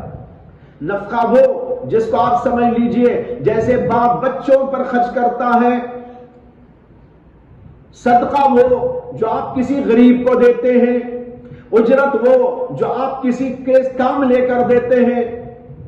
یہاں پر جو ائمہ حضرات کو اور علماء کرام کو، محدثین اعظام کو، مفسرین کرام کو، مختلف جگہ پر بکھرے ہوئے یہ ائمہ جو بیٹھ کر دین کی خدمت کر رہے تھے، ان حضرات کو جو دیا جاتا تھا وہ بطور نفقہ وظیفہ دیا جاتا تھا۔ نفقہ کیوں دیتے تھے؟ بھائی اسلامی حکومت کی ذمہ داری ہے کہ وہ اپنی رعایا کا نفقہ چلائے، جیسے باپ کی ذمہ داری ہے کہ وہ اپنے بچے کا خرچہ چلائے، شوہر کی ذمہ داری ہے کہ وہ اپنی بیوی کا خرچہ چلائے، اور بیٹے کی ذمہ داری ہے کہ وہ اپنے ماں باپ کا خرچہ چلائے۔ اسی طریقے پر کچھ اور ذمہ داریاں جس کے اوپر جس کی ذمہ داری ہے، اس کا کھانا، اس کا پینا، اس کا کپڑا، اس کا لتا، اس کا مکان، اس کی ضرورت، وہ سب پوری کرنا ان لوگوں کی ذمہ داری ہوتی ہے۔ جیسے یہاں نفقہ ہے، بالکل اسی طریقے پر اسلامی حکومت کے سربراہ کی ذمہ داری ہوتی ہے کہ وہ اپنی رعایا میں جو لوگ بھی ایسے ہیں جن کو کھانے کی، پینے کی ضروریات، ان سب چیزوں کی ضرورت ہے، ان کو وہ بہم پہنچائے۔ لوگوں میں دو قسم کے لوگ ہوتے ہیں، میں مسئلہ پوری طرح سمجھا رہا ہوں، آپ کو اچھی طرح سمجھ لو واضح طور پر۔ لوگوں میں دو قسم کے لوگ ہوتے ہیں، ایک وہ لوگ ہوتے ہیں جو خود کماتے ہیں، ان کی دکانیں ہیں، ان کا پروڈکشن ہے، ان کی تجارتیں ہیں، ان کی منڈیاں ہیں۔ یہ تو وہ لوگ ہوتے ہیں یہ صنعت و حرفت اور پیشہ کرتے ہیں، اس کے ذریعے وہ کمائی کرتے ہیں۔ ایک یہ دینی خدام ہے۔ اب دینی خدام کے لیے ایک صورت تو یہ ہے کہ وہ ابھی اپنے پیٹ کے لیے اور اپنے بچوں کے لیے اور اپنی ضروریات کو پوری کرنے کے لیے وہ بھی بازاروں میں جائیں اور دکان لگا کے بیٹھے۔ اگر وہ یہ کام کریں گے تو پھر مساجد کا نظام ٹھپ، مدارس کا نظام ٹھپ، تمام دینی خدمات کا نظام ٹھپ، اس لیے کہ وہ ادھر چلے گا تو اس کو کون سنبھالے گا؟ پھر محدثین کہاں پیدا ہوں گے؟ حفاظ کرام کہاں پیدا ہوں گے؟ مفسرین کرام کو کون پیدا کرے گا؟ اور اس علم کو کون زندہ رکھے گا؟ اسی طرح مساجد کا نظام کیسے چلے گا؟ مساجد کے اندر اذان بر وقت کیسے ہوا کرے گی؟ مساجد کے اندر امامت اور خطابت بر وقت کون کر سکے گا؟ ظاہر بات ہے سب بکھرے ہوئے ہیں، اپنے اپنے کام میں مشغول ہیں، تو اس ذمہ داری کو پورا کرنے والا نہیں رہے گا، نتیجہ نکلے گا مدارس ٹھپ ہو جائیں گے، علم ٹھپ ہو جائے گا، دینی علم کا سلسلہ بند ہو جائے گا، حفاظ کا تیار ہونا بند ہو جائے گا، علماء کا پیدا ہونا بند ہو جائے گا، اور مساجد کو تالا لگ جائے گا، نہ اذان ہوگی، نہ نماز ہوگی، نہ کوئی اور. تو یہ صورت نہیں ہو سکتی تھی، اس لیے علماء اس ذمہ داری کو سنبھالے ہوئے تھے. اب جب یہ ذمہ داری کو وہ سنبھالے ہوئے ہیں تو ان کے کھانے پینے کا ذمہ دار کون؟ ان کو مکان کون دے گا؟ ان کے ضروریات کو کون پوری کرے گا؟ اس لیے کہ اللہ نے ضرورت تو سب کو لگائی، انبیاء کو بھی لگائی. انبیاء علیہ السلام آئے تو وہ بھی کھاتے تھے، وہ بھی پیتے تھے، ضرورت کی چیزیں ان کو بھی ضرورت پڑتی تھی. ما لہذا الرسول یاکل یمشی فی الاسواق، کھاتا ہے، پیتا ہے اور بازاروں میں چلتا اور پھرتا ہے. ان کے ذہنوں میں جو آیا تھا نا سوال یہی دیکھ کر تو آیا تھا، مالی حاضر رسول، کیا ہے یہ رسول؟ کھاتا ہے، پیتا ہے، ایک کھانے پینے والا رسول کیسا؟ ان کے دماغوں میں یہ تھا. اب بھی بعض ایسے لوگ ہیں دنیا میں جو علماء کے بارے میں سمجھتے ہیں ان کو کھانا نہیں چاہیے، ان کو پینا بھی نہیں چاہیے، بس ان کو تو بھائی بس پڑھتے رہنا چاہیے، نہ بس پڑھتے رہنا، لکھتے رہنا، مسجد میں آتے رہنا، جاتے رہنا، اذان ہوتے رہنا، نماز ہوتے رہنا، پیٹ میں چوہے دوڑے تو اس کے اوپر پتھر ڈال لینا. یہ بے وقوف لوگ ہیں. بہرحال اللہ نے لگا رکھا ہے تو اس کے لیے ضرورت پڑتی ہے. تو اس زمانے کے بادشاہوں نے اس بات کو سمجھا کہ بھائی ہماری ذمہ داری ہے، یہ علماء اپنی ذمہ داری پوری کر رہے ہیں. جیسے بیوی گھر میں آ گئی، گھر کا نظام سنبھالنے وہ لگ گئی، شوہر کی ذمہ داری ہے کہ اس کی ضروریات کو پوری کرے. اسی طریقے پر علماء حضرات دین کی خدمتوں میں اپنے آپ کو لگا کر اس کے لیے قربان ہو چکے ہیں. تو بادشاہان وقت نے، اسلامی مملکت کے سربراہوں نے یہ ذمہ داری اپنی سمجھی کہ ان علماء کے لیے وظیفہ مقرر کر کر ان کا خرچہ برداشت کرنا وہ اسلامی حکومت کی ذمہ داری. یہ سلسلہ چلتا رہا. علماء نے فتویٰ دیا کہ اجرت نہیں لے سکتے آپ. امام ابو حنیفہ کا فتویٰ، تمام علماء احناف کا فتویٰ، متقدمین کا، اجرت لینا حرام ہے پڑھنے پر، پڑھانے پر، امامت پر، خطابت پر، اذان پر، قرآن کی تعلیم پر، حدیث کی تعلیم پر، درس پر، تدریس پر، ان سب چیزوں کے اوپر اجرت کا لینا حرام ہے، ناجائز ہے. آپ حدیث پڑھا کر اجرت نہیں لے سکتے، قرآن پڑھا کر اجرت نہیں لے سکتے، امامت کر کے اجرت نہیں لے سکتے، اس لیے کہ تمہارا رہا کھانا پینا وہ تو اللہ نے دوسرا انتظام کر رکھا ہے تمہارے لیے. وہاں سے آئے گا وظیفہ، وہ کھاتے رہو، پیتے رہو، اور علم دین کی خدمت اور دین کی خدمت بنا کسی عوض کے کرتے چلے جاؤ. نظام بن گیا، نظام چل رہا تھا.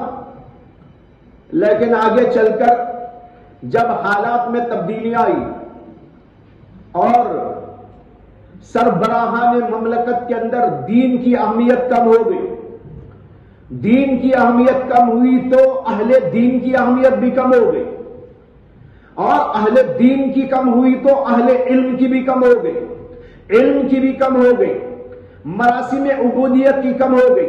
انہوں نے کہا بس دنیا میں لگو. اب ان کے ذہنوں کے اندر ان ساری چیزوں کی اہمیت ختم ہو جانے کے بعد نتیجہ یہ سامنے آیا کہ آہستہ آہستہ سربراہان مملکت اور بادشاہان نے وظائف جو جاری کر رکھے تھے پہلے وہ بند کرنا شروع کر ڈالے. آہستہ ہوتے ہوتے ایک زمانہ ایسا آیا کہ کلیتاً یہ قصہ ختم ہو گیا. اب دو ہن سے خالی نہیں تھی بات. جو وظائف علماء کو ملتے تھے وہ بند ہو گئے اسلامی مملکتوں میں. تو اب دو ہن سے خالی نہیں تھی صورت. یا تو یہ علماء بھی بازاروں میں نکل جائے, اپنی مسجدوں کو چھوڑ دیں, اپنے مدرسوں کو چھوڑ دیں, اپنے حلقوں کو چھوڑ دیں, اپنے دروس کو چھوڑ دیں, اپنی خطابت امامت کو چھوڑ دیں, اور وہ بھی بازاروں کی طرف نکل جائے اور جا کر وہاں وہ کاروبار میں لگ جائے یا صنعت و حرفت اور پیشوں میں لگ جائے اور اپنا معاش تیار کرنے میں لگے رہیں جیسے کہ عوام الناس لگے رہتے ہیں. یہ علماء بھی اسی ڈگر پہ لگ جائے اور یہ سارا سلسلہ بند ہو جائے. ایک صورت تو یہ تھی, لیکن یہ صورت کتنی گھمبیر ہے. گھمبیر کیا خطرناک ہے دینی لحاظ سے. اگر علماء یہ فیصلہ کر کے اٹھ جاتے کہ جب ہمیں کھانا پینا ہماری ضرورت ہے, بغیر اس کے ہمارا کام نہیں چل سکتا, اور ہمارے بیوی بھی ہیں, بچے بھی ہیں, اور دیگر ضروریات بھی ہیں, ہمارے ماں باپ بھی ہیں, اور متعلقین بھی ہیں, اس لیے ہمیں ان سب چیزوں کی ضرورت ہے جو عوام کو ضرورت پڑتی ہے, لہذا ہم بھی کاروبار میں چلے جاتے ہیں. اگر یہ وہ فیصلہ کر بیٹھتے, نتیجہ اس کا صاف ہے, مسجدوں پہ تالے لگ جاتے. کون امام ہوتا, کون خطیب ہوتا, کون مؤذن ہوتا, مدرسے بند ہو جاتے, سلسلے تدریس ختم ہو جاتا, حفاظ کا پیدا ہونا بند ہو جاتا, علماء کی پیدائش بند ہو جاتی. نتیجہ ہوتا کہ دنیا سے دین ختم ہو جاتا. نہ صرف دین ختم ہو جاتا بلکہ مسجدیں نہ ہونے کی وجہ سے دین کا, جہاں علم دین ختم ہوتا وہاں دین بھی ختم ہو جاتا. یہ صورت اور نوبت آ سکتی تھی. جب یہ صورت آئی تو حضرات علماء میں سے جو حضرات بڑے بڑے اس زمانے کے اساتین تھے, علم و فن کے بہت اونچے درجے پر فائز تھے, فقہائے کرام تھے, ان حضرات نے اس مسئلے پر غور و فکر کرنا شروع کر ڈالا. غور و فکر کرنے کے بعد ان حضرات نے یہ فیصلہ کیا کہ جس زمانے میں ہمارے علماء نے ان عبادات پر اجرت لینے کو ناجائز قرار دیا, یہ وہ زمانہ تھا جس میں علماء کرام کی نفقے کی صورتیں موجود تھیں. ان کے کھانے پینے اور ان کی ضروریات کو پورا کرنے کے لیے وظائف جاری ہوتے تھے. لیکن اب چونکہ وہ سلسلہ بند ہو گیا تو اب اگر علماء کھانے پینے کے واسطے ضروریات کو پیدا کرنے کے لیے, معاش پیدا کرنے کے لیے بازاروں کا رخ کریں گے تو دین کا سخت نقصان ہوگا, بلکہ دینی اعتبار سے خطرات لاحق ہو جائیں گے. اس لیے علماء نے کہا کہ اب اجرت پر کام کرنا جائز ہے. اصل اعتبار سے تو یہ ناجائز تھا, لیکن دین کے واسطے, نفس کے لیے نہیں, دین کے واسطے. پہلے زمانے میں فتویٰ جو تھا ناجائز کا اس لیے تھا کہ نفقہ مل رہا تھا, اب کوئی اجرت لیتا تھا تو وہ نفس کے لیے لیتا تھا, وہ منمانی بات تھی. لیکن اب جو علماء فتویٰ دے رہے وہ اپنے نفس کے لیے نہیں بلکہ اس لیے دے رہے ہیں کہ دین کا تحفظ ہو جائے. اس لیے کہ اجرت لے کر پڑھنا پڑھانا اور امامت و خطابت اور اذان کا سلسلہ جاری رہے گا تو دین زندہ رہے گا اور علم دین بھی زندہ رہے گا, ورنہ تو علم بھی مر جائے گا اور دین بھی مر جائے گا بلکہ دنیا سے ختم ہو جائے گا. اس کے تحفظ اور بقا کے لیے علماء نے کہا اب علماء کرام اور دینی خدام ان ساری چیزوں کے اوپر اجرت لے کر کام کر سکتے ہیں جن کی شدید ضرورت ہے. یہاں یہ فتویٰ آیا. علامہ شامی رحمت اللہ علیہ کی کتاب شامی, اس کے اندر اس کی بحث موجود ہے. فتاوی قاضی خان کے اندر بھی یہ تفصیل موجود ہے. اسی طریقے پر اور کتابوں میں بھی ہے. علامہ شامی رحمت اللہ علیہ کی کتاب جو شامی کے نام سے مشہور ہے اور اس کا اصل نام ہے رد المختار, جو در مختار کی شرح ہے, در مختار کا حاشیہ, اس کے اندر بھی انہوں نے یہ تفصیلات لکھی ہوئی ہیں. اس کے علاوہ علامہ شامی کی ایک کتاب شرح عقود رسم المفتی جو مفتیان کرام کے لیے مدرسوں میں پڑھاتے ہیں, ہمارے مدرسے میں بھی ہے, عقود رسم المفتی کے نام سے چھوٹی سی کتاب ہے جس کے اندر مفتی کے لیے اصول بتائے گئے ہیں, فتوے کے اصول بتائے گئے ہیں اور اس کے طریقے و آداب بتائے گئے ہیں، اس کے اندر بھی انہوں نے اس مسئلے پر بڑی سیر حاصل بحث کی۔ اس کا خلاصہ وہ ہے جو میں نے ابھی آپ کے سامنے پیش کر دیا۔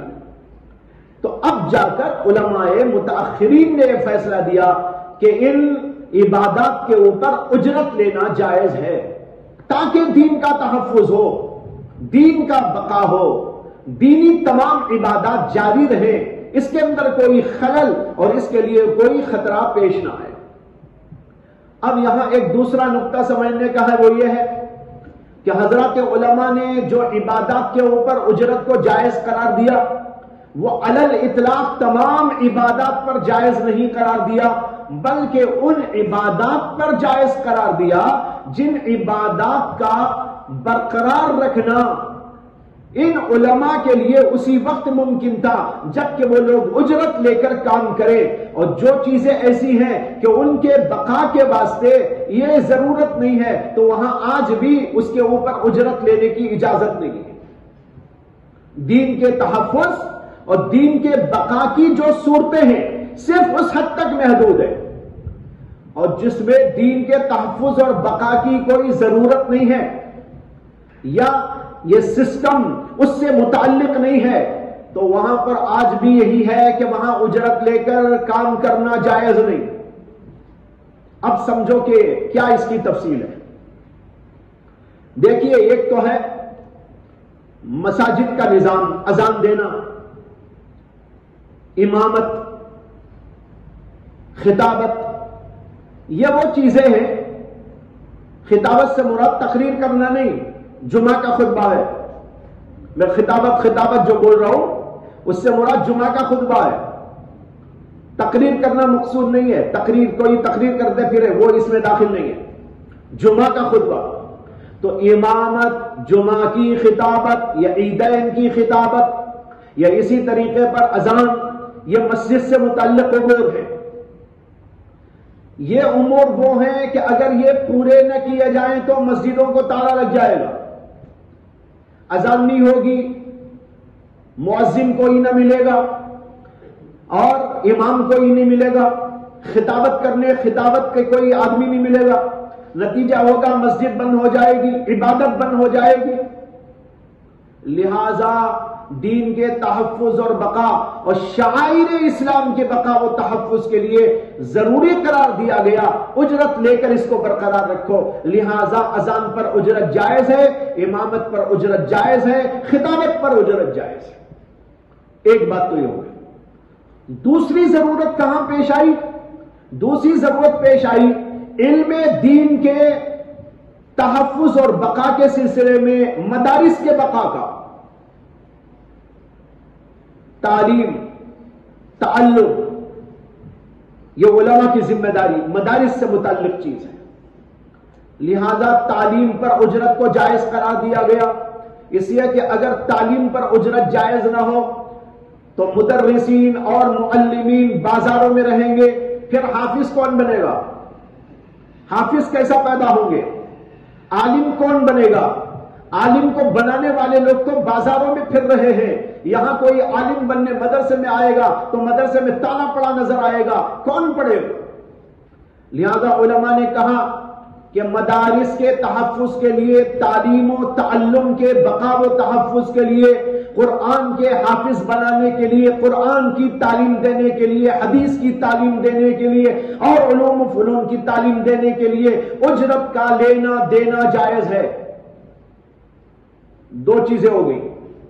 یہ دو ہی چیزیں وہ ہیں جن کا تحفظ دین کے تحفظ کے لیے ضروری ہے، ایک مساجد کے نظام کا، اور دوسرا مدرسوں کے نظام کا اور علماء کے دروس کے نظام کا، تعلیم و تعلم کا۔ یہ دو سلسلے قائم و دائم رہیں گے تو دنیا کے اندر دین زندہ و باقی رہے گا۔ ایک طرف عبادت انجام دی جاتی رہے گی اور دوسری طرف تعلیم و تعلم کا سلسلہ چلتے ہوئے حافظ بنتے رہیں گے، عالم بنتے رہیں گے، مفتی بنتے رہیں گے، محدث بنتے رہیں گے، اور یہ سلسلہ دین کا دنیا کے اندر زندہ قائم پائندہ رہے گا۔ اس کے علاوہ جو اور چیزیں ہیں اس کے اندر اجرت لینا آج بھی جائز نہیں، اس کی کیا مثال ہے؟ اس کی مثال یہ ہے کہ ایک آدمی قرآن پاک کی تلاوت کر کے اجرت لے. ایک ہے تعلیم قرآن، ایک ہے تلاوت قرآن.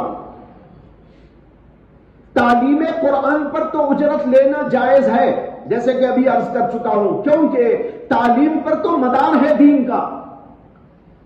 لیکن خالی تلاوت، الحمدللہ رب العالمین الرحمن الرحیم مالک یوم الدین ایاک نعبد و ایاک نستعین اهدنا الصراط المستقیم صراط الذین انعمت علیہم غیر المغضوب علیہم ولا الضالین.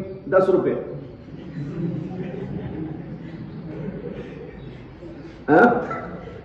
کتنے روپے؟ 10 روپے. اچھا بھائی، اللہ لا الہ الا هو الحی القیوم لا تأخذه سنة ولا نوم له ما في السماوات وما في الارض من ذا الذي يشفع عنده الا باذنه يعلم ما بين ايديهم وما خلفهم ولا يحيطون بشيء من علمه الا بما شاء وسع كرسيه السماوات والارض وهو العلي العظيم. 50 روپے. یہ حرام ہے، ناجائز ہے، آج بھی ناجائز ہے، اس لیے کہ یہ پڑھنے کا تعلق تو ذات سے ہے. دین کے تحفظ اور بقا سے کیا تعلق ہے اس کا؟ سمجھ میں آ رہی نا بات؟ اذان کا تعلق تو دین کے شاعر سے ہے. اذان ہوگی نماز ہوگی، اذان ہوگی مسجد کھلے گی، اذان ہوگی لوگ آئیں گے، اذان ہوگی تو نماز ہوگی، اذان ہوگا امام ہوگا خطیب ہوگا تو وہاں پر امامت اور خطابت چلتی رہے گی. یہ عبادت کے سارے راستے زندہ رہیں گے. اور مدارس اور اس میں تعلیم و تعلم کا سلسلہ جاری رہے گا تو اس کی وجہ سے دین زندہ رہے گا، علم دین زندہ رہے گا. لیکن بھائی ایک آدمی قرآن پڑھ کر اجرت لے، اس کا کیا تعلق ہے بقا و تحفظ دین سے؟ اس کا کوئی تعلق نہیں. اس لیے آج بھی مسئلہ یہ ہے، قرآن کی تلاوت پر اجرت حرام ہے.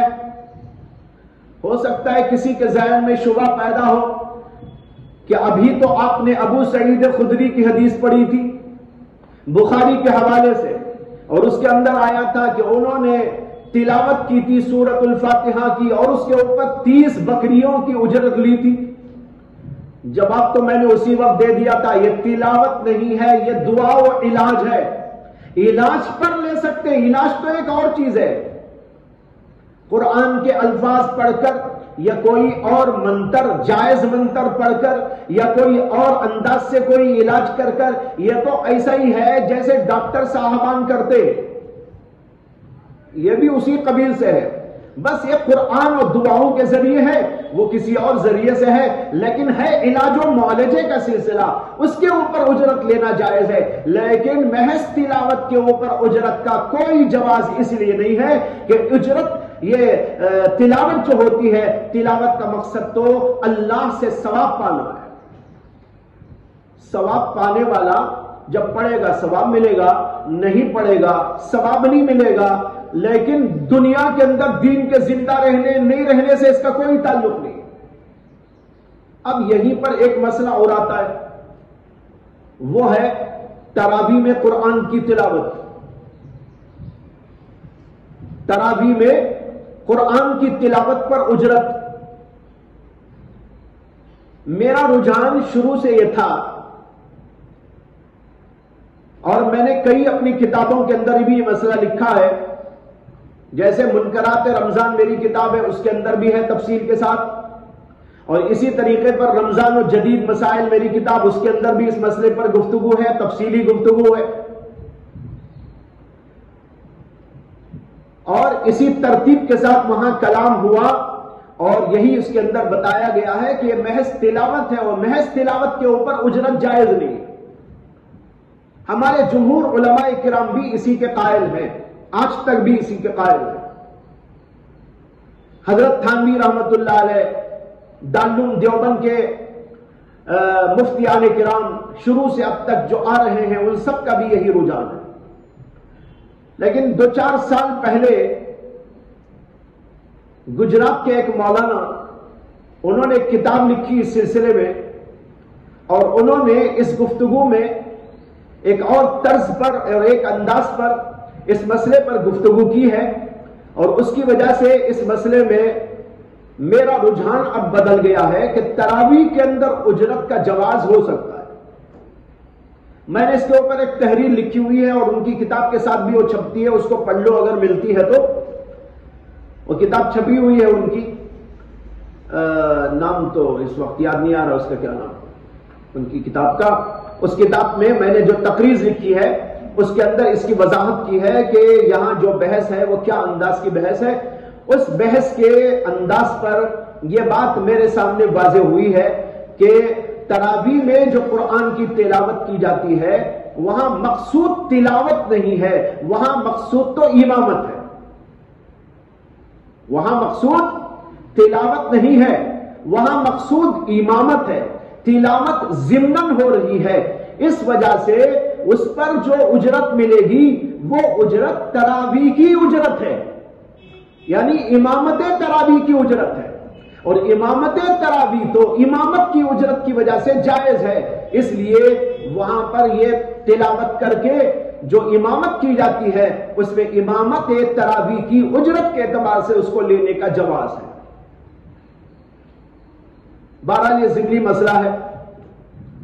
عرض یہ کر رہا تھا کہ جو عبادات ایسی ہیں کہ تحفظ اور بقائے دین میں ان کا دخل عمل نہیں, وہاں اجرت آج بھی جائز نہیں, جیسے کہ میں نے مثال تلاوت کی دے دی. اور جو عبادتیں ایسی ہیں کہ دین کے تحفظ اور بقا کے لیے ان کی ضرورت ہے, جیسے تعلیم ہے, تعلم ہے, اذان ہے, امامت ہے, خطابت ہے, یہ چیزیں اگر دنیا میں باقی نہ رہے تو دین زندہ نہیں رہے گا, علم دین بھی زندہ نہیں رہے گا. اس وجہ سے علماء نے ان چیزوں پر اجرت لینے کے جواز کا فتویٰ دیا, اور اس وقت پوری دنیا کے علماء اس بات پر متفق ہیں, اس میں کسی کا کوئی اختلاف نہیں ہے. اس لیے بنا کسی کراہت ان چیزوں کے اوپر اجرت لینا جائز اور روا ہے, اور ساری دنیا میں اس کے اوپر عمل ہو رہا ہے. یہ ہے تفصیل جو اس موقع پر عرض کرنی ضروری تھی, وہ آپ کے سامنے عرض کر دی گئی. امام ترمذی کہتے ہیں والعمل على هذا عند اهل العلم كرهوا ان ياخذ المؤذن على الاذان اجرا واستحبوا للمؤذن ان يحتسب في اذانه. یہ متقدمین کا مسلک بیان کیا ہے.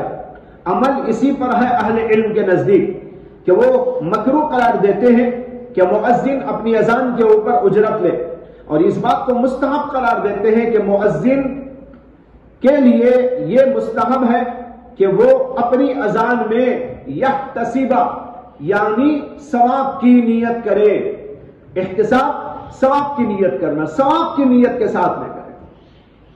یہ ایک مسئلہ یہاں یہ بھی عرض کروں کہ چونکہ آج فتویٰ ہے علماء کا کہ ان عبادات پر اجرت لے سکتے ہیں, تعلیم پر, تعلم پر, اذان پر, امامت پر, خطابت پر وغیرہ,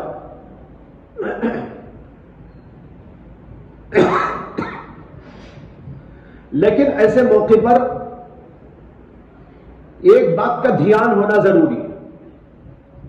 آپ لوگ ابھی پڑھ رہے ہیں, پڑھنے کے بعد آپ کو بھی یہ موقع آئیں گے, آپ میں کوئی امام بنے گا, کوئی خطیب بنے گا, کوئی مدرس بنے گا, کوئی کچھ بنے گا. تو ایسے موقع پر اس بات کو ذہن میں رکھنا بہت ضروری ہے, لازمی ہے کہ اجرت لینے کے باوجود ہماری نیت خالصتاً اللہ کی رضا کی ہونی چاہیے. ہم یہ نیت کر کر امامت نہ کریں کہ بھائی اس کے ذریعے مجھے اپنا پیٹ پالنا ہے, اس کے ذریعے میرے کھانے پینے کا نظام بنانا ہے. آپ اسے اللہ کے حوالے کر دیں, لیں, جائز ہے لینا, لیکن نیت یہ نہ ہو کہ میں امامت اس کے لیے کر رہا ہوں, میں مدرسی اس کے لیے کر رہا ہوں, میں حدیث کا درس اس لیے دے رہا ہوں, میں فقہ اس لیے پڑھا رہا ہوں کہ اس سے مجھے اجرت لینی ہے. نہ, اللہ کے واسطے کبھی یہ نیت نہ کرو. نیت کرو کہ مجھے تو اللہ کے لیے کام کرنا ہے. جب آپ یہ کام کریں گے ضرورت پڑنے پر لینا پڑے گا, ضرورت پر آپ علماء کے فتوے کی روشنی میں لے لیں کہ علماء نے فتویٰ دیا ہے کہ جائز ہے میں لے سکتا ہوں, لیکن میرا مقصود یہ نہیں.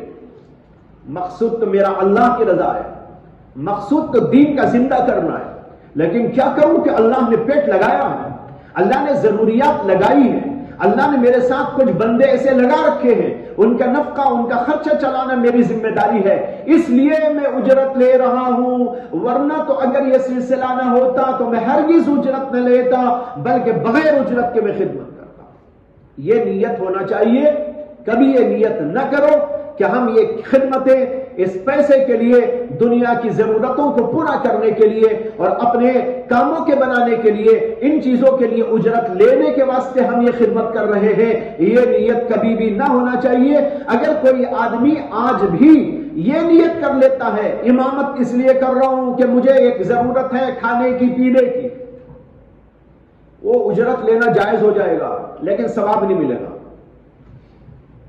اجرت لینا جائز ہو جائے گا لیکن اسے ثواب نہیں ملے گا۔ لیکن وہ آدمی اگر ثواب پانے کی نیت سے کرے، اجرت لینے کی نیت سے امامت نہ کرے، اجرت لینے کی نیت سے تدریس نہ کرے، اس آدمی کو ثواب ملے گا، اجرت تو مفت میں ملے گی۔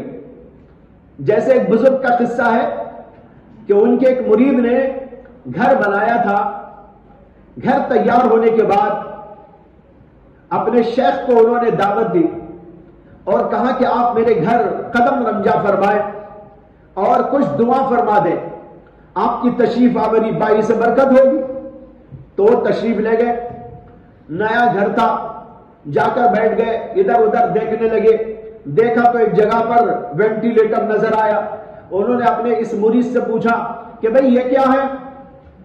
مرید نے کہا حضرت وینٹیلیٹر ہے، روشن دان۔ انہوں نے تجاہل عارفانہ برتتے ہوئے کہا ارے کیوں بنایا ہے، کیا ضرورت تھی اس کو بنانے کی؟ مرید نے کہا حضرت اس لیے بنایا ہے کہ اس کے ذریعے ہوا آتی ہے، اس کے ذریعے روشنی پہنچتی ہے، اسی لیے اس کو روشن دان کہتے ہیں۔ یہ روشن دان اس لیے ہے تاکہ ہوا اور روشنی اس کے ذریعے سے آئے۔ انہوں نے کہا اچھا یہ نیت سے بنایا؟ جی جی یہ نیت سے بنایا۔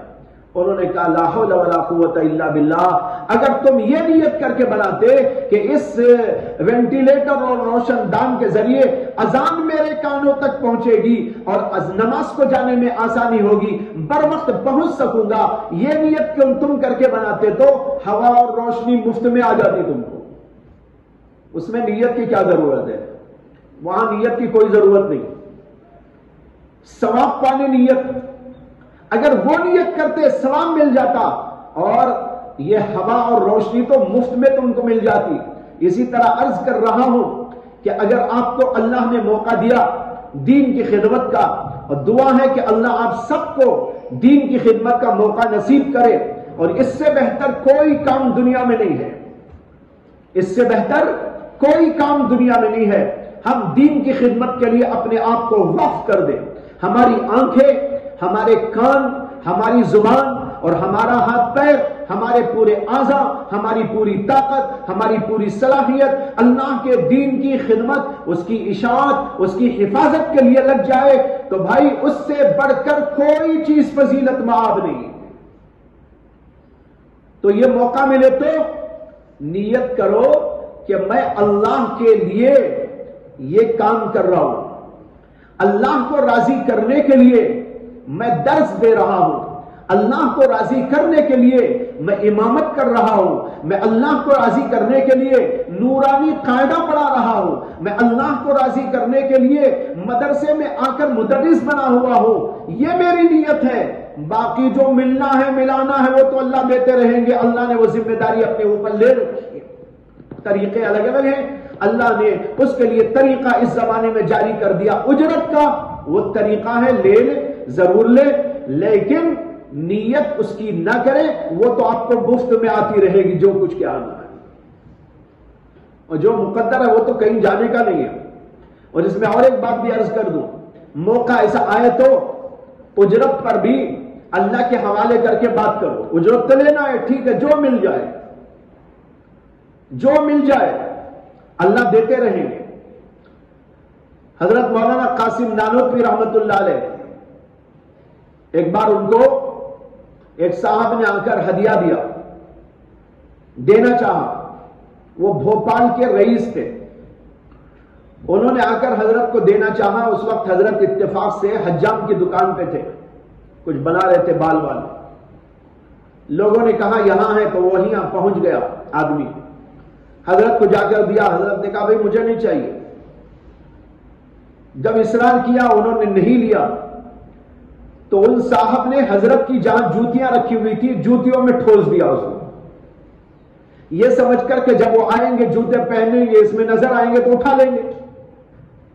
خیر جب حضرت آئے اور جوتوں میں پیر ڈالنے لگے کھڑے کھڑے, تو ان کو نظر آیا کہ کچھ محسوس ہوا کہ پیر گھستا ہی نہیں ہے. پھر دیکھا ارے کیا ہے. لوگوں نے کہا وہ جو آئے تھے ہدیہ دینے, انہوں نے آپ کو دیا, آپ نے نہیں لیا, تو یہاں آپ کے جوتوں میں ڈال دیا. تو حضرت نے اس کو ایسا کر کے نیچے ڈالا, اور اس کے بعد میں کہا یہ دنیا بھی بڑی عجیب ہے, جو اس کے پیچھے بھاگتے ہیں یہ ان سے آگے بھاگتی ہے, ہم اس کو چھوڑ کے بھاگتے ہیں یہ ہمارے پیچھے آتی ہے. سمجھ میں آیا؟ جو اس کے پیچھے بھاگتے ہیں دنیا کے, تو دنیا ان سے آگے بھاگتی رہتی ہے, یعنی ان کو ملتی نہیں. یہ پکڑنا چاہتے ہیں وہ آگے بھاگ جاتی ہے, پکڑنا چاہتے ہیں وہ آگے بھاگ جاتی ہے. اور ہم ہیں کہ اس کو چھوڑ کے بھاگنا چاہتے ہیں, تو یہ ہمارا پیچھا کر کے ہمارے پیچھے آتی رہتی ہے. تو بھائی اللہ تبارک و تعالی دینا چاہتے ہیں تو ضرور بے ضرور دیتے ہیں. بہرحال اس کو ذہن میں رکھیے. یہاں امام ترمذی نے کہا وَاسْتَحَبُّوا لِلْمُؤَذِّنِ أَن يَحْتَسِبَ فِي أَذَانِهِ, مؤذن کے لیے یہ ہے کہ وہ احتساب کی نیت کرے, یعنی ثواب کی نیت کرے. یہ اجرت لے تو بھی کرنا ہے, نہیں لے تو بھی کرنا ہے. لینا ایک ضرورت بن گیا ہے آج کے دور میں, اس لیے لینے کے باوجود نیت ہو میں اذان اللہ کے لیے دے رہا ہوں, تعلیم اللہ کے لیے دے رہا ہوں. یہ ہے وہ بات جس کو عرض کرنا ضروری تھا اس موقع پر. چلو بھائی باب میں ساری اٹھا